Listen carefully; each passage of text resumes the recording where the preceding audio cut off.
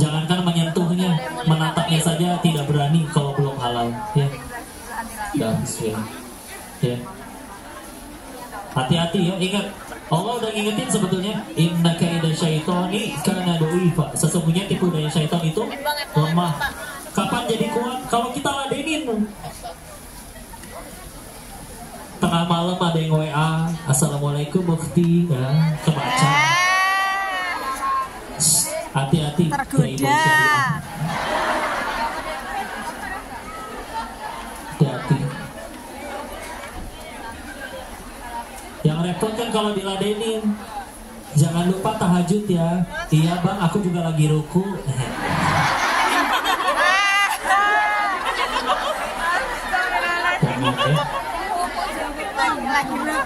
Dan kadang pertanyaannya satu, kalian yakin cuman kalian doang yang di WA?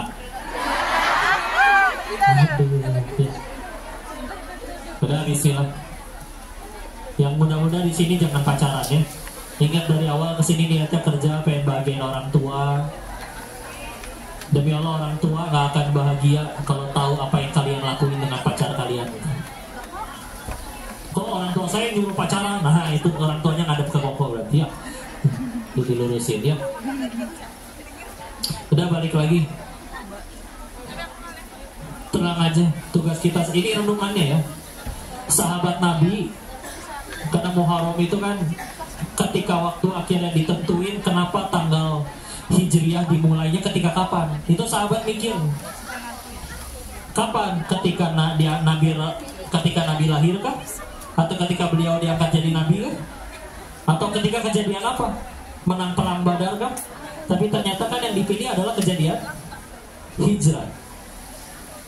Jadi dimulai tanggal 1 Muharram, tanggal 1 Hijriah, tahun 1 Hijriah, itu dimulainya dari tahun Nabi Hijrah. Ya, dari tahun Nabi Hijrah. Dari sekian banyak. Kenapa? Karena penting itu titik balik. Dan kita bicara hijrah, izin nih.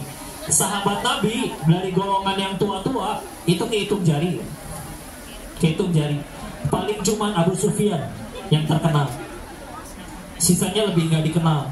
Dan bahkan punten-punten kayak Abu Jahal, Walid bin Mughirah itu, mohon maaf ya, mati kafir. Tapi tolong lihat ini hikmahnya nih. Tolong lihat anak-anaknya. Anak-anaknya, bapaknya Abu Jahal, anaknya ada namanya nama anaknya Abu Jahal, Ikrimah namanya. Ikrimah ini kalau kita cari di buku sejarah, beliau siapa? Dianggapnya sahabat Nabi. Kita tetap dianjurkan mengucapkan radhiyallahu anhu. Semoga Allah ridho kepada beliau. Padahal binnya ngeri, Ikrimah bin Abu Jahal. Sama Walid bin Mughirah, anaknya Khalid bin Walid, jago perang. Satu-satunya yang nyaris ngalahin Nabi perang cuman beliau di perang Uhud. Tapi setelah masuk Islam luar biasa, jadi pedang Allah. Berarti hikmahnya apa? Kalau kita cari Allahnya sekarang, sesegera mungkin, Allah yang sediain masa depan cemerlang buat kita.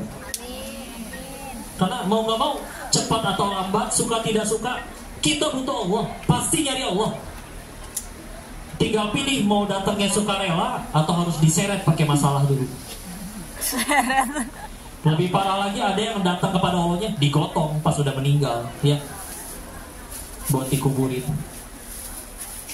Datang sukarela. Dan kalau dientar-entar, izin. Tadi kebanyakan sahabat Nabi yang sepuh-sepuh, padahal sebelum mati juga mereka tahu Nabi itu benar. Cuman kalau saya akuin ada yang lebih benar dari dirinya, maka pengikut saya hilang. Nah itu namanya kesombongan, ya.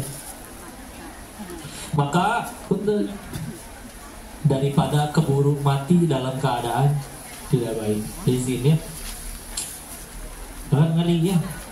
Maka tapi kan kalau misalkan maksiat 60 tahun, tobat sehari sebelum mati, bisa diampuni tidak? Bisa. Cuma tapi pertanyaannya diganti. Siapa yang janjiin kita bakal ada waktu sampai 60 tahun ke depan? Nggak ada yang tahu. Ya. Bismillah.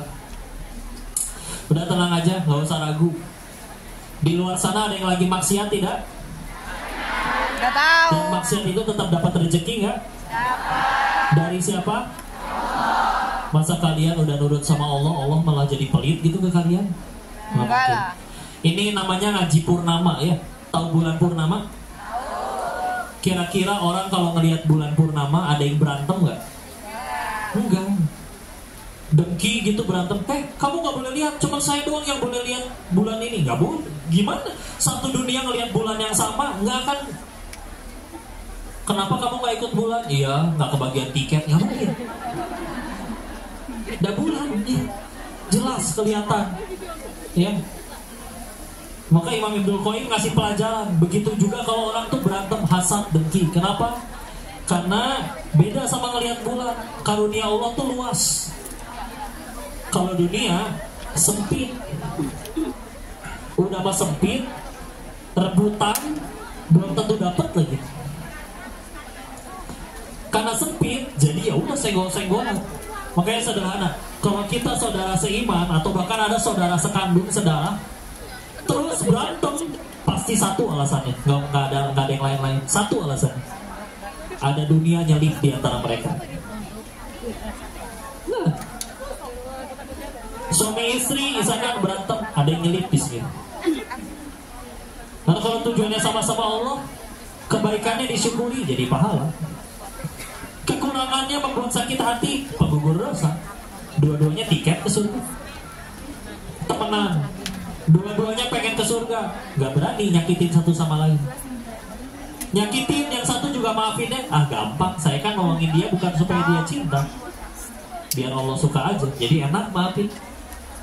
Ada yang kelakuannya sesekali nyebelin, ya alhamdulillah. Meninggal nggak ditanya kelakuan diri, kelakuan orang, ditanyanya kelakuan diri sendiri. Tenang. Kalau udah yang dikejar Allah, luas, nggak mungkin rebutan. Kalau dikejarnya rebutan, sempit. Nih ya, udah di tangan kita aja, masih belum tentu jadi rezeki kita. Ini ilmu rezeki. Sebelum ketanya jawab ya, rezeki manusia cuma 3. 1, yang dimakan jadi kotoran. 2, yang dikenakan jadi urusan. Iya sih pakaiannya. Saya maksudnya urusannya. 3, yang diinfakkan di jalan Allah. Ulangi harus hafal. 1, yang dimakan jadi kotoran. 2, yang dikenakan jadi Bosan. 3, yang diinfakkan di jalan Allah. Sila. Ini susu buat saya. Boleh saya bawa pulang ya? Ini saya bawa pulang nih. Ternyata di jalan tumpah. Diminum sama sapi. Sapi minum sapi. Ya ada. Tahu kan kenapa kita nggak boleh nikah sama sapi? Karena beda spesies, Bu. Sudah sepersusuan gitu ya. Saudara. Ya ulangi. Kalau ini saya bawa pulang, katanya punya saya, tapi di jalan tumpah. Diminum misalkan sama semut, sama kucing. Berarti saya cuma disuruh sama Allah buat nganterin rezeki ini ke hamba Allah yang lain. Yang mana yang jadi rezeki kita? Yang udah lewat sini. Ya, benar begitu. Di rumah ada kulkas nggak? Di rumah ada kulkas? Di dalamnya ada migar tidak? Minuman segar. Bukan segar kalau kulkas. Buat itu jalan Denny. Ternyata ponakan pada datang, diminum sampai habis. Rezeki ibu apa rezeki ponakan? Kita aja ngaku-ngaku kan kulkas saya yang beli. Gak boleh ada yang buka tanpa seizin saya. Ngaku-ngaku. Kapan yang menjadi rezeki kita? Yang udah lewat sini. Ya. Cek saldo, punya internet banking nggak? Punya rekening? Atas nama siapa? Masing-masing. Orang itu ada 2 jenis katanya. Ada yang bahagia lihat buku tabungannya, ada yang sedih ngelihat buku tabungannya. Sedih aku. Kalian yang mana ya? Sedih kok. Udah tenang ya. Nah, yang lebih sedih kalau ngelihat buku catatan amal kita nggak ada amalnya. Lebih sedih malah. Ya. Buku tabungan nggak ada, tapi masih banyak amal, nggak apa-apa. Misalkan uangnya banyak, tiba-tiba anaknya nelpon, Ma, aku belajar nyetir, nabrak. Astagfirullah. Kamu gak apa-apa dek. Gak apa-apa ma, tapi harus ganti rugi. Berapa dek? 4 miliar ma. Kamu nabrak apa sih? Nabrak BMW 7. Milih-milih atau kalau mau cilaka tuh. Nah, gimana bisa milih-milih tuh? Jadi ternyata rezeki bengkel. Kok bengkok sih?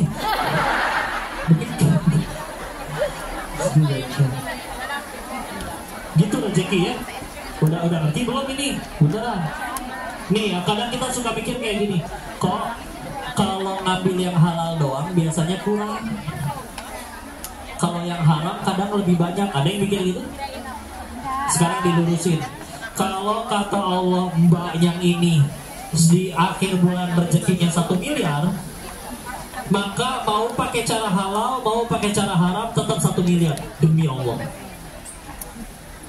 Kitanya aja yang mikir, aduh gaji sebulan segini, kayaknya nggak cukup, kudu pakai yang haram. Enggak, beneran. Ini ada kisah ya, Ali bin Abi Thalib pernah minta anak muda bersihin kudanya. Ditinggal sholat, beres sholat kudanya ada, tapi pemudanya hilang, sama dudukan kudanya, pelana kudanya hilang. Beliau bilang, ah nggak mau suzon, langsung pergi aja ke toko kuda. Nyampe salah satu toko, ada kayak kenal itu pelana. Ditanya ke yang punya toko, nggak punya dia, tapi pakai bahasa Arab ya, karena beliau kan nggak bisa jawab. Jadi kan ini mah misal aja ya. Pak, itu dapat dari siapa? Tadi ada anak muda ngejual.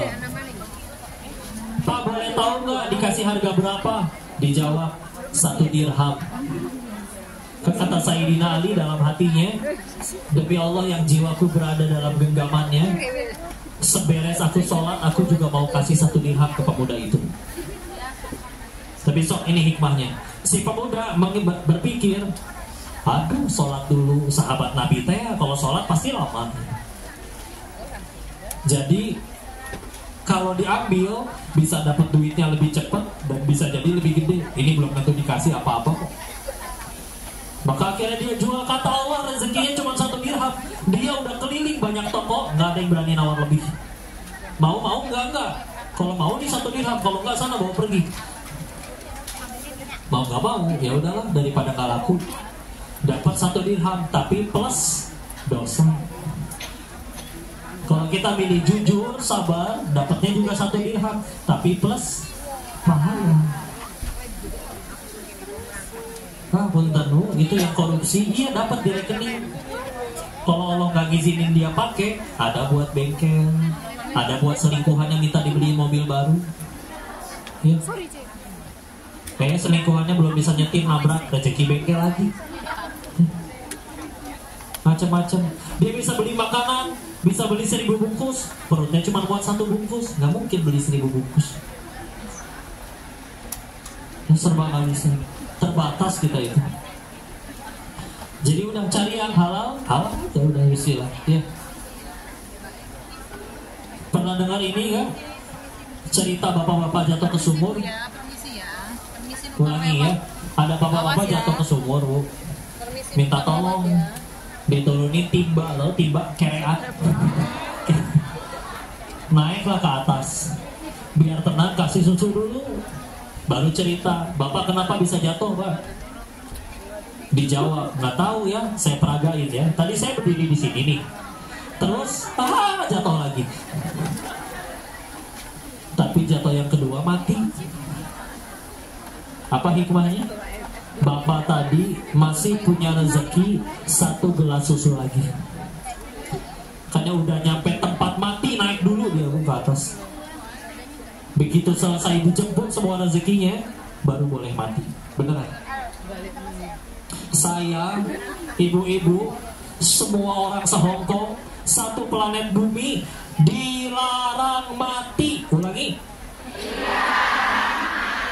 Sebelum semua rezeki yang Allah harus takdirin jadi milik kita, kalau belum kita terima semua, nggak boleh mati.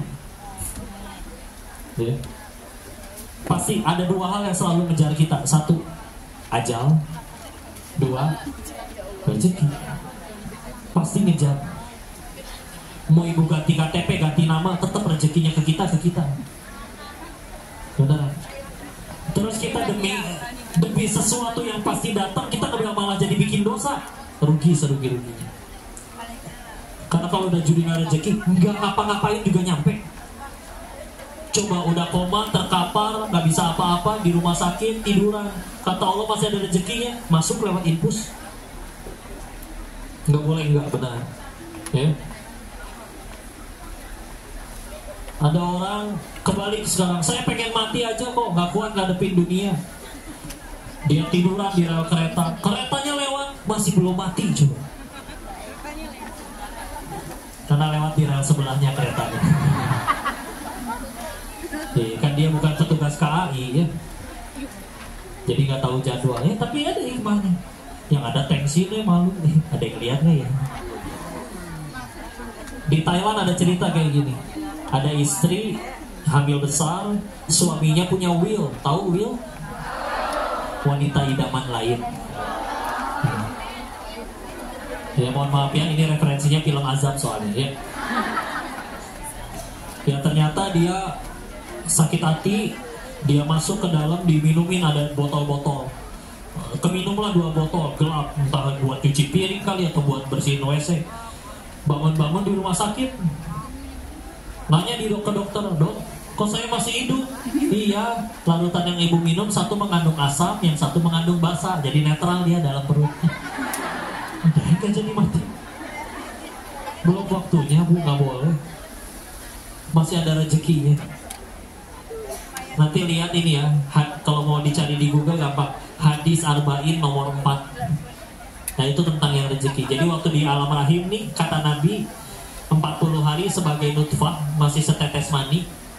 40 hari kemudian sebagai alaqah, segumpal darah.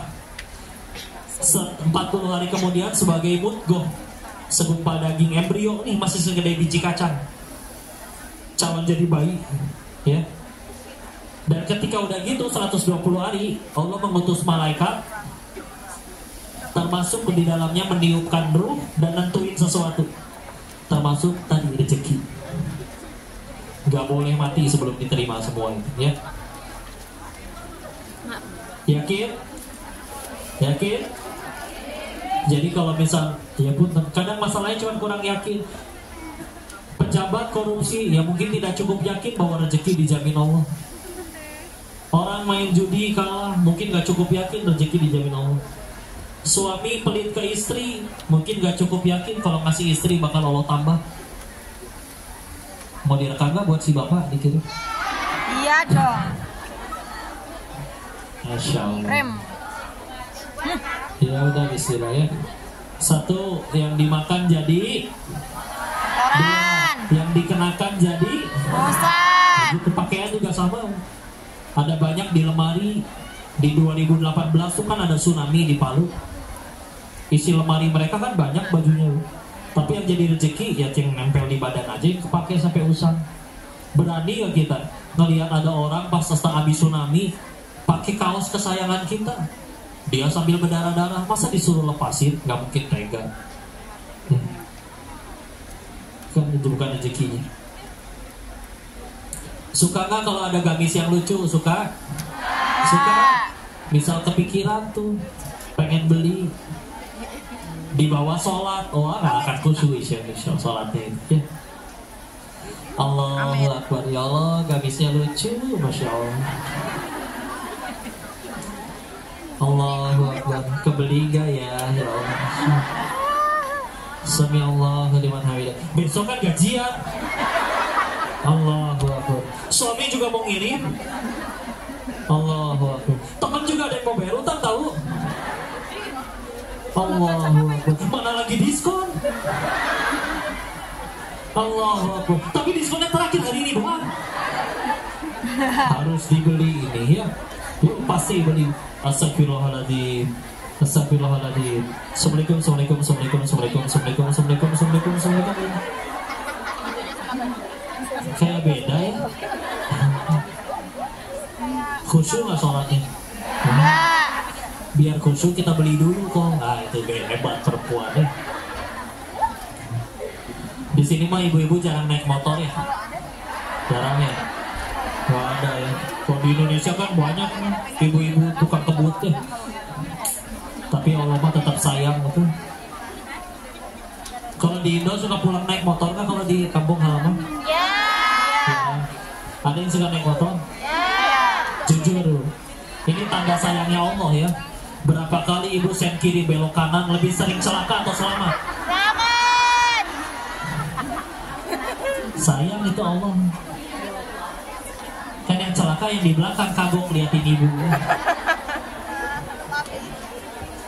Mohon maaf ya, biar ibu nggak tegang. Ya udahlah, akhirnya baju dibeli, kadang juga nggak butuh. Buat apa sih baju udah banyak? Barangkali ada undangan. Ternyata nggak diundang-undang kan, sakit hati.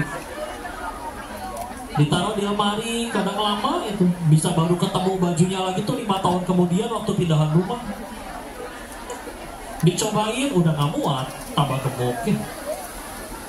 Udah kadang buat adiknya dipakai sampai usang, berarti rezeki kakaknya atau adiknya? Adik. Udah gitu aja. Dan terakhir yang diinfakkan di jalan. Jadi ini contohnya ya, ada pengusaha sukses, soleh. Kebiasaannya unik, tiap kali beres dagang cuma sisain buat modal besok, sisanya disedekahin. Teman-temannya sering nanya, kamu gak sayang sama hartanya? Invest dong kayak kita. Dijawab, justru saya sayang banget sama harta saya. Makanya pengen saya bawa pulang. Saya mau mati. Gimana caranya bawa mati harta? Transfer ke rekening akhirat. Gimana transfer ke rekening akhirat? Sedekah. Pilihannya 2 kalau sedekah. Allah ganti bonusnya di dunia, Al-Baqarah 261. Minimal 700 kali lipat. Tapi nggak perlu dicatat ya. Sedekah 10.000 berarti Allah utang 700.000. Itu orang pelit itu mau dibilang ya. Karena rezeki nggak selalu dalam bentuk duit ya. Ada yang dibikin sehat ya. Maka atau paling lambat kita bakal ketemu sama duit kita lagi nanti di alam setelah kematian, bakal jadi penolong kita ya. Udah tenang aja, istilah. Jadi diingat-ingat lagi, ya Allah, jauh ini dari rumah. Iya mungkin tempatnya lebih indah dari kampung halaman. Orang-orangnya juga mungkin ada yang lebih tampan, ada yang lebih cantik dan lain-lain. Gaji mungkin lebih besar dan lain-lain. Tapi tetap diingat sekali lagi, kita kesini teh tujuan tertingginya apa? Kalau gara-gara kesini iya dapat gaji gede dan lain-lain, tapi malah bikin tambah jauh dari surganya Allah. Karena ditaksir sama Luisco misalkan, sama artis yang ngajaknya maksiat ya, terus istilah. Tapi kan sayang kok, kadang laki-laki bilang musim panas pada bajunya tipis-tipis, dilihat nggak boleh, nggak dilihat mubazir katanya. Tapi kan dipikir lagi ya, dunia mah sebentar. Kalau ada petani di sawah selama 4 bulan panas-panasan, paling panennya cuma 1 minggu, tapi rela tuh 4 bulan panas-panasan demi panen 1 minggu. Kita di dunia paling lama kata Nabi 60, 70, 80. Tapi kalau lolos, surganya abadi. Kalau petani 4 bulan aja rela demi 1 minggu, masih kita 60 tahun kalau nyampe itu juga ya, demi surga yang abadi, masa masih gak rela? Karena di sana pilihannya 2, surga nikmatnya abadi atau siksanya abadi. Tergantung yang mana, tergantung kita ngapain sekarang ya. Udahlah, saya cuma disangetin kayak gitu istilah. Sisanya semoga Allah jaga ya. Dapat jodoh yang baik ya. Kerjaan, gajinya yang penting berkah. Dan sambil kerja di situ tetap bisa ibadah terus ya. Misalkan gaji gede tapi dilarang sholat ya kan repot juga tuh. Repot istilah. Ini alhamdulillah bisa ngaji ya. Tapi ya, makanya di hari Ahad ya, kalau hari biasa agak susah ya. Nah, ada isu. Tapi dan sekarang susah ngaji datang juga. Di handphone bisa ada banyak-banyak pengajian. Jangankan yang masih hidup, yang sudah wafat pun kita mau dengar masih ada loh pengajiannya. Ke Haji Zainuddin MZ ada nggak di YouTube? Masya Allah. Buya Hamka lebih lama lagi ada pengajiannya. Iya Masya Allah. Coba ulama ngumpul di HP kita semua. Kita ngeliat ini yang joget-joget. Kurang ahsannya. Bismillah. Udah, kita sisain waktu, silakan. Kalau ada yang mau didiskusikan, diobrolkan, ditanyakan, silakan ya. Sebelum kita masuk ke sesi selanjutnya. Ada tidak? Ada yang ditulis? Oh ini nanya. Ada apa penderitaannya? Ini dulu nih. Jadi terlihat ceria, kayak nggak punya masalah. Ganti.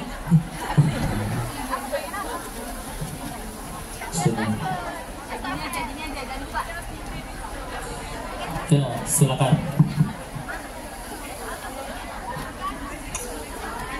Ya. Waalaikumsalam warahmatullahi wabarakatuh. Izin bertanya. Silakan. Bagaimana cara menghadapi ujian perasaan? Bagaimana cara menghadapi ujian? Perasaan. Perasaan? Baik, silakan. Terima kasih. Ya, terima kasih. Assalamualaikum warahmatullahi wabarakatuh. Waalaikumsalam warahmatullahi wabarakatuh. Ya, baik. Perasaannya gini ya. Silakan tenang ya, kita jawab dulu. Jadi perasaan cinta misalkan ya, perasaan mencintainya itu fitrah sebetulnya. Perempuan tertariknya kepada laki-laki, laki-laki tertariknya perempuan. Kalau ada yang laki-lakinya sama laki-laki ya mungkin dia lupa leluhur kita Adam dan Hawa, bukan Adam dan Asep ya. Ya. Jadi sebetulnya fitrah. Yang akan ditanya adalah gimana cara kita menyalurkannya. Jadi ya sudah, Islam sebagai agama yang sempurna punya cara menyalurkannya. Udah tadi ya, halalkan atau tinggalkan ya. Sebetulnya kalau bicaranya perasaan ya, ketika akhirnya memang ada momen dimana kita tuh akhirnya nggak bisa nolak dan nggak bisa untuk berontak ya. Makanya perintahnya kata Allah itu jelas, wala taqrabu, jangan dekati. Karena kalau sudah didekat, aduh kadang bunten ya, udah di depan mata bisa jadi repot. Makanya ya makasih. Makanya tadi sekali lagi tipu daya syaitan itu aslinya lemah. Kalau kapan jadi kuat? Kalau kita ladenin. Contoh, sebelum kenal dia mau ngechat ini itu nggak, belum ada perasaan, tanggap, tinggal di blok aja. Tapi kalau misalkan dianya udah kita ladenin, udah ketemu, udah pergi berdua dan lain-lain, ya udah jadi berat karena tadi diladenin ya. Memang dari awal sebaiknya jangan diladenin sama sekali ya. Kok kalau nggak pacaran gimana bisa nikah? Kan belum timbul kasih sayang. Kasih sayang mah cuman bonus. Kita teman sekolah aja kelompok 1 minggu sekali, nah di sekolahan bisa naksir. Apalagi nanti kalau udah nikah, udah halal, tiap hari seranjang, boleh diapa-apain lagi. Maka pasti timbul rasa. Yang lebih penting tadi tujuan nikahnya apa? Pengen ke Allah atau pengen sekedar senang-senang di dunia? Ya. Perasaan apa lagi? Dijahatin orang. Ke teman kita udah baik, dia udah kita tolong tapi malah ngejahatin. Tanya lagi dari awal tujuannya apa? Kalau kita nolong dia untuk dapat pahala dari Allah, dia nggak balas budi pun, Allah nggak mungkin lupa nyatet pahalanya. Tapi dia nyebelin, balik lagi tadi, kan kita berbuat baiknya biar Allah suka, bukan supaya dia suka. Apa artinya satu dunia cinta kalau Allah benci? Kalau